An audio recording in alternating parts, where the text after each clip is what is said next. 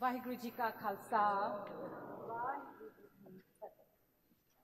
Ladies and gentlemen, what a pleasure it is to be here at an event that has been organized by our young Ottawa team, and they've done such a great job. And I'd like to congratulate them. Can we give them a hand?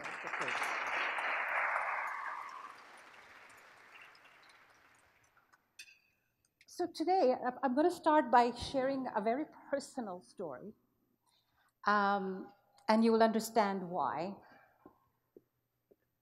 I was in the office of a principal, and he was saying to me, he said, "Ah, anybody can teach gifted students.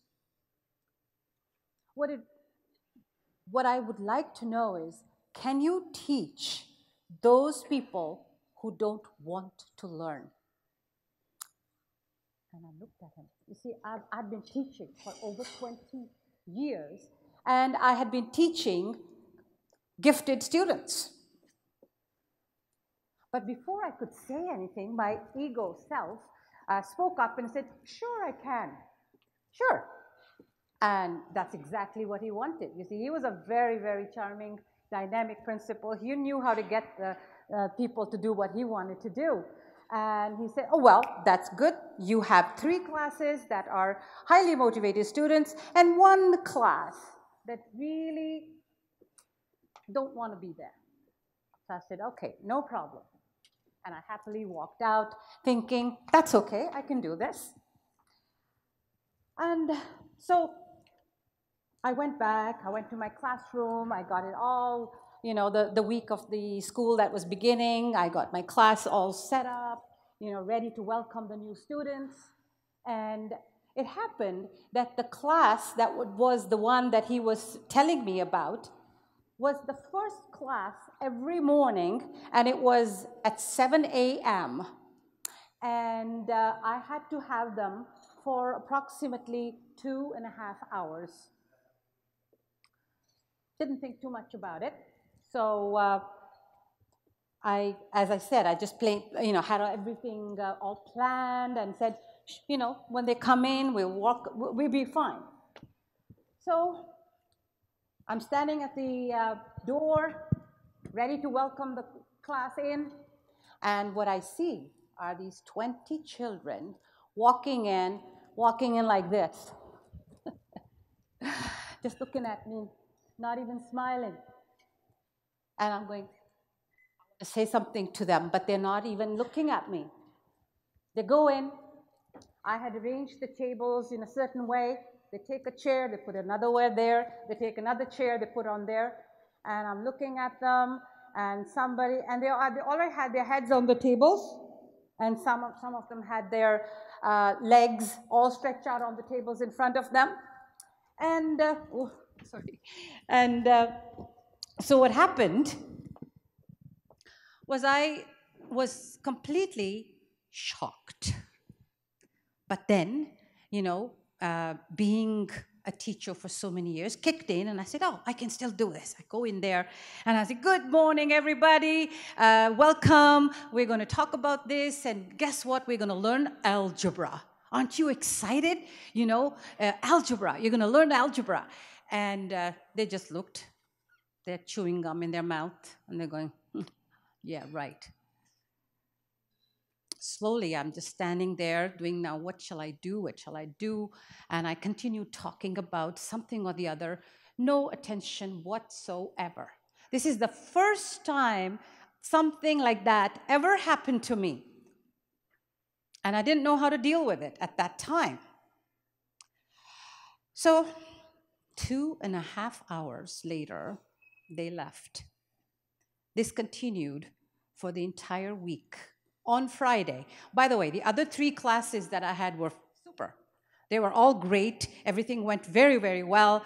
But something was that one class was still challenging me. And so on Friday, when I went home, I sort of locked myself up because I was really, really sad within.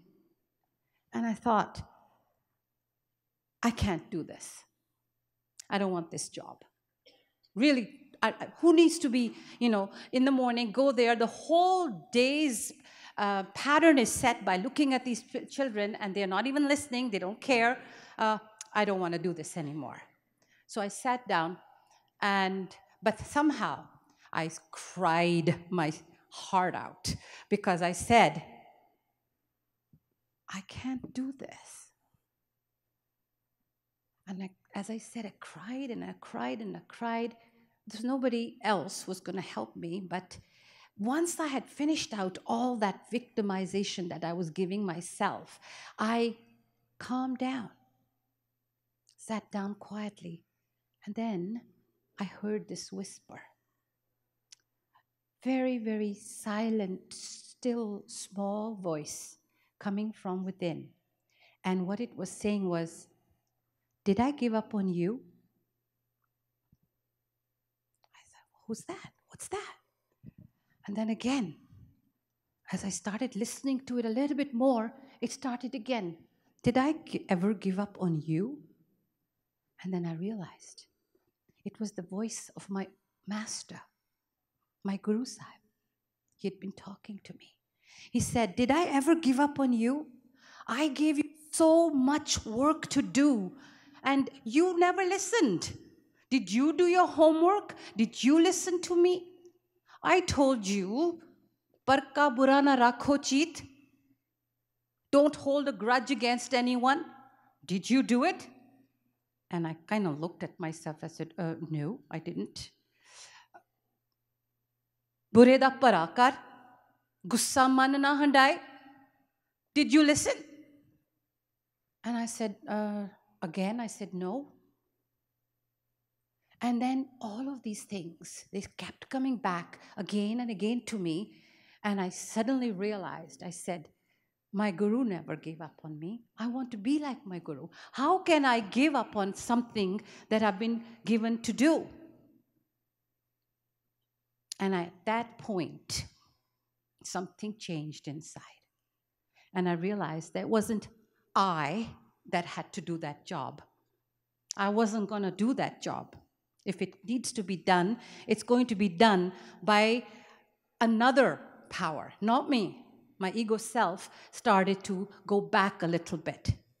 Now, it was at that point when I started to really calm down that I said, okay, doesn't matter. I'm still going to go out there and I'm going to go and face those people, but in a different way. I stopped thinking. I emptied myself out completely. So then I went into the classroom the next Monday. And there, the first thing I did was I arranged the chairs in a semicircle, put my desk in the middle, my chair in the middle. And when everybody came in, they first kind of looked, okay, everything has changed, but they came and sat down.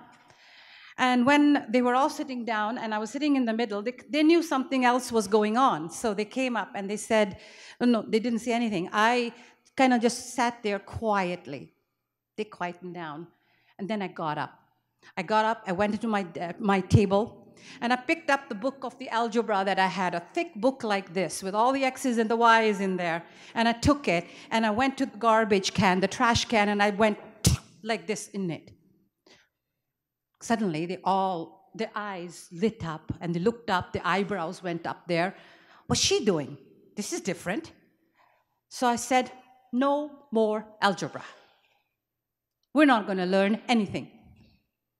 And they just stared at me. I didn't know what I was doing at that time, but all I knew was that I was putting myself out there. I was making myself quite vulnerable. I didn't know what was going to happen. So I sat down in the middle, and I looked at each one, and I looked in their eyes, and I said, this is what happened to me this weekend. And I told them my story. And they listened. It was very quiet in the room. And then I said, the only thing I want to know right now is, what about you? How do you feel? Do you want to tell me something that I don't know? I would really like to know. And at that point, one hand went up slowly and said, Miss, do you really want us to learn about X's and Y's when we are so hungry? I was shocked. What? Hungry? I said, but you get coupons. You see, the school itself was an economically disadvantaged school. And they said, you get coupons. You can go there, get some food. He said, yeah.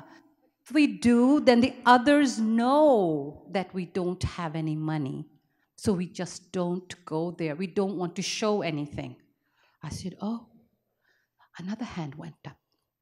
And I said, Miss, you know, I slept in the car all night last night because my father was beating up my mom and I was too afraid to go inside. And I said, oh. Then another one told me another story about his father being alcoholic.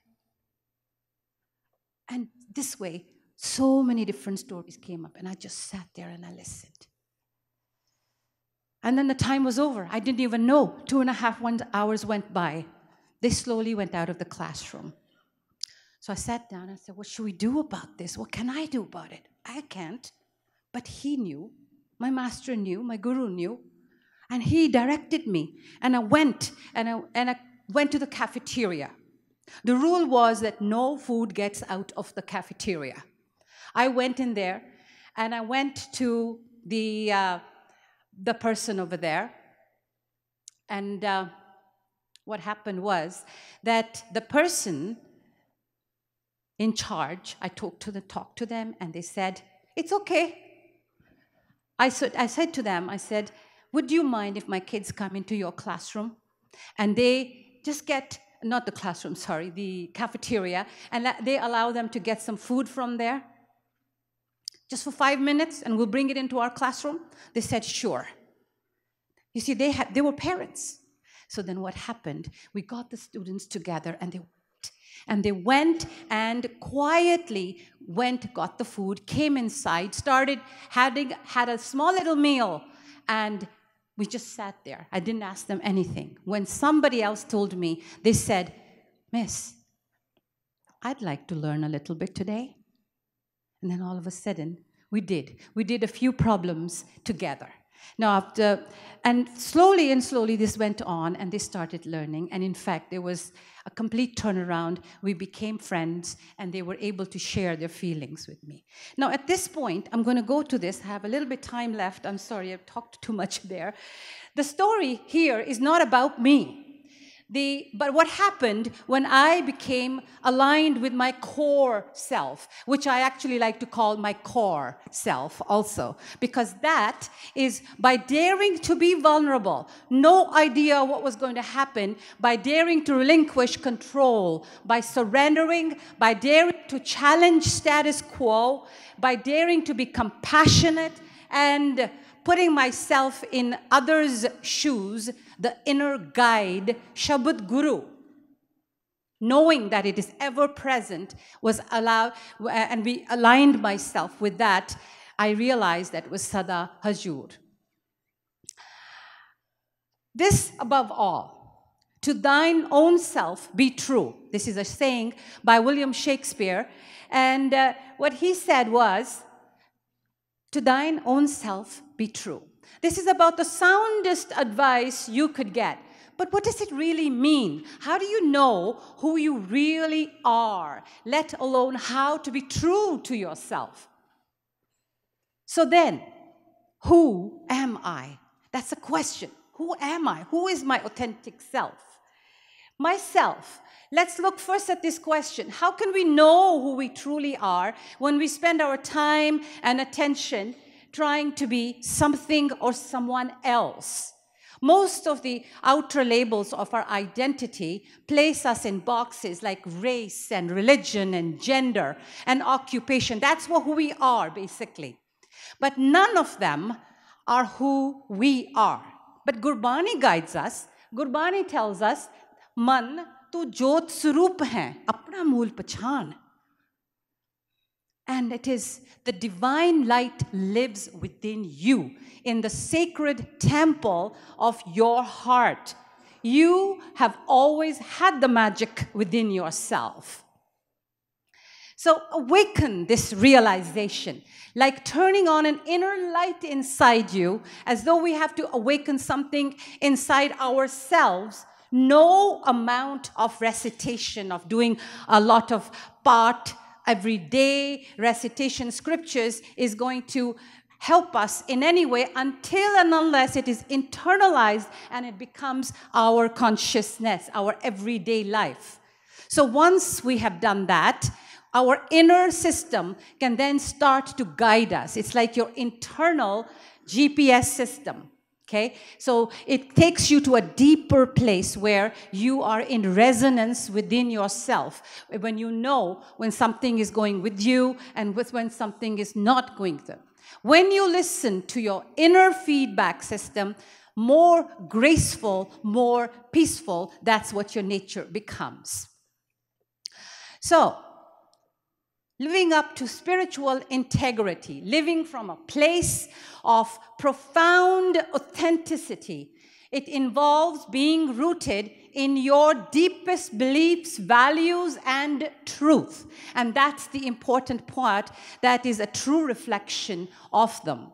So, it's about being true to yourself through your thoughts, words, and actions. So if you are going to be doing something and really, really understanding it, then you have to believe it and make sure that you are actually willing to give up anything and anyone to be who you really are. So be. So why blend in or brand yourself if you were meant to stand out? For example, the mustard seed, the very, very tiny rice seed that we seed, inside it is an oak tree. It is already there. It's going to become that. So, be who you are by not becoming under peer and social pressure to become someone else. And how do we do that? To recognize your deepest self, to go within, through either Simran meditation or by constantly being mindful of your inner being. So who you are is that you are divine.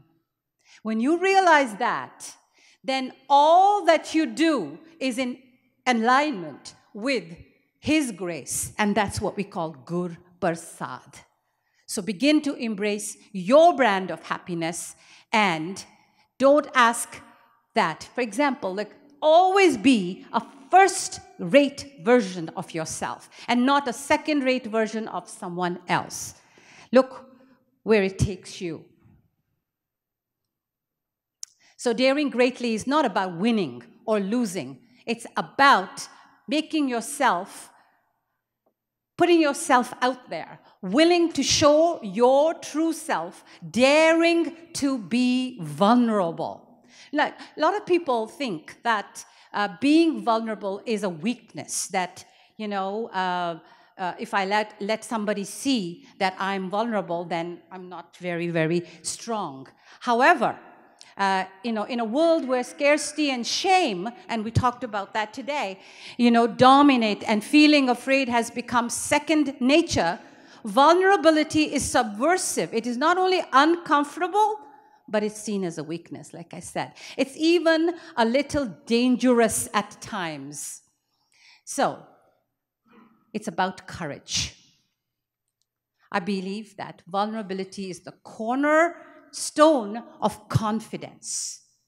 Unless you can allow yourself to take the risk, to be open, and to live as a whole-hearted person, you recognize that you are just like everybody else. All you need in life is to be more like yourself. So the highest form of seva, as we have talked about that already, Sikh ways of life teaches us selfless seva.